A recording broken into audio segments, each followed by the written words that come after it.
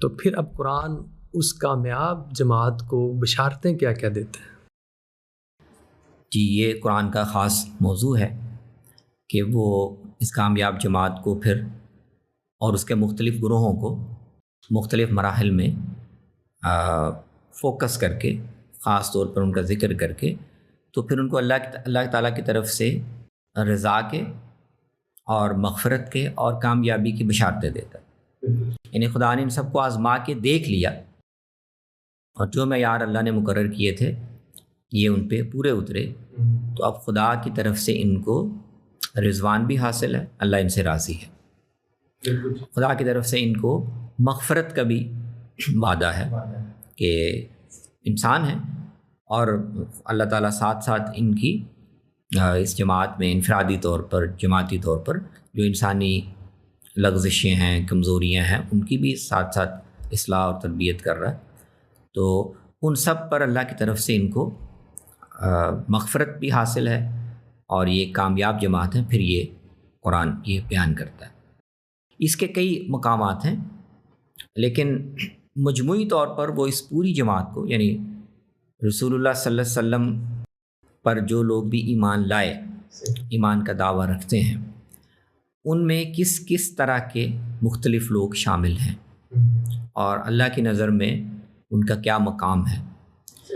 اس کو اگر آپ جامعیت کے ساتھ دیکھنا چاہیں تو یہ سورۃ التوبہ میں غزوہ تبوک کے پس منظر میں اللہ تعالیٰ نے ان 4-5 گروہوں کا جو اہل ایمان کی، یعنی ایمان کا دعویٰ رکھنے والی اس پوری جماعت میں شامل ہیں، وہ 4-5 گروہ الگ الگ قرآن مجید نے بیان کر دی ہیں۔ اس پوری جماعت میں یہ مختلف طرح کے لوگ شامل ہیں، اور ان پر اپنا حکم بھی لگا دیا ہے۔ تو وہ بہت اہم مقام ہے، جس سے ہمیں پتہ چلتا ہے کہ اہل ایمان کی اس پوری جماعت کو ان کے دینی کردار کے لحاظ سے اور ان کی استقامت کے لحاظ سے اللہ تعالیٰ نے کیسے مختلف گروہوں میں تقسیم کیا۔ تو یہ سورہ توبہ کے آخر میں آپ جائیں تو قرآن مجید نے بات شروع کی ہے کہ غزوہ تبوک پہ جانے میں زیادہ تر وہ لوگ جنہوں نے پس و پیش کا اظہار کیا، پس و پیش کیا اور تردد ظاہر کیا، ہیلے بہانے، تو ان میں سے بہت سے گروہ اعراب کے ہیں۔ جی ٹھیک ہے۔ یعنی یہ وہ لوگ ہیں جو مدینے کے ارد گرد آباد ہیں، بظاہر انہوں نے اسلام قبول کر لیا ہے، لیکن ان کا دینی فہم، دینی تربیت، دینی جذبہ وہ بالکل بہت ہی کمزور ہے۔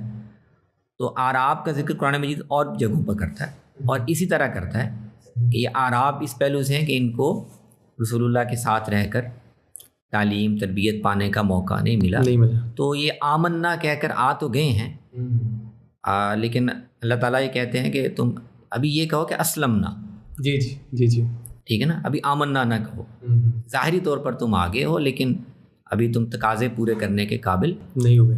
تو ایک گروہ تو یہ ہے اعراب کا، بالکل ٹھیک ہے۔ اور اس میں قرآن یہ کہتا ہے کہ یہ ان میں بہت ایسے لوگ بھی ہیں جو بظاہر کلمہ پڑھنے کے باوجود اصل میں وہ کفر اور نفاق کے ہی زیادہ قریب ہیں۔ صحیح۔ لیکن ان میں ایسے لوگ بھی ہیں جو ایمان کے قریب ہیں اور بالکل اللہ کی رضا حاصل کرنا چاہتے ہیں، ایسے لوگ بھی ہیں۔ پھر اس کے بعد اللہ تعالیٰ جو کامیاب ترین جماعت ہے اس پورے گروہ میں، اس کے پھر اوصاف کے ساتھ ذکر کرتا ہے کہ کامیاب ترین جماعت جس سے اللہ سب سے زیادہ خوش ہے اور راضی ہے اور اس کو پروانہ ایک دے رہا ہے، وہ ہے السابقون الاولون من المہاجرین والانصار والذین اتبعوہم بإحسان۔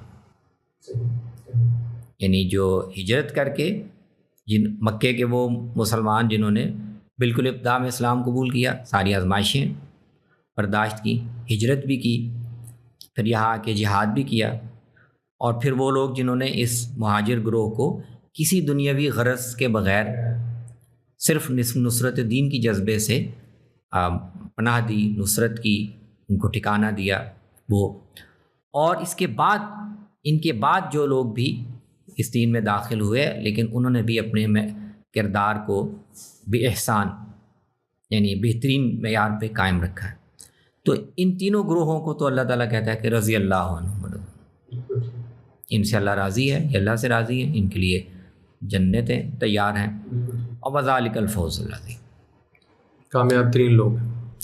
پھر قرآن ذکر کرتا ہے کہ مدینے میں اور اس کے ارد گرد ایک اور گروہ بھی ہے جو بظاہر اہل ایمان کی جماعت میں شامل ہے، لیکن اللہ کو پتہ ہے کہ وہ منافق ہے، دل سے مومن نہیں ہے. ٹھیک ہے نا. ومن اہل المدینۃ وممن حولکم، یعنی منافقون ہیں. لا تعلمہم نحن نعلمہم، وہ ہمیں پتہ ہے، آپ کو بھی سب کا نہیں پتہ نہیں. تو اس کے بارے میں اللہ ایک الگ حکم بیان کرتا ہے کہ ان کے نفاق کا پردہ اللہ چاک بھی کرے گا، دنیا میں بھی ان کو سزا دے گا، آخرت میں بھی سزا دے گا. پھر ایک اور جماعت کا ذکر کرتا ہے کہ مسلمانوں میں ایک اور گروہ بھی ہے جو نہ تو اعراب کی طرح ہے، یعنی دینی کردار میں بالکل ہی کمزور، نہ وہ منافق ہے، جی جی بالکل ٹھیک، نہ وہ سابقون الاولون اور انصار کے معیار پر ہے، لیکن وہ ہے مخلص مسلمان. ٹھیک ٹھیک. تو اللہ ان کا بھی ذکر کرتا ہے، وہ کہتا ہے کہ اور لوگ بھی ہیں کچھ اور کہ جنہوں نے مومن ہیں، اپنے ایمان میں سچے ہیں، لیکن ایمان پر عمل کے تقاضوں میں وہ اس معیار کے نہیں ہیں جیسے سابقون اولون اور یہ ہیں. ان کے ہاں گناہ اور نیکیاں ملی جلی ہیں، خلطوا عملا صالحا واخر سیئا.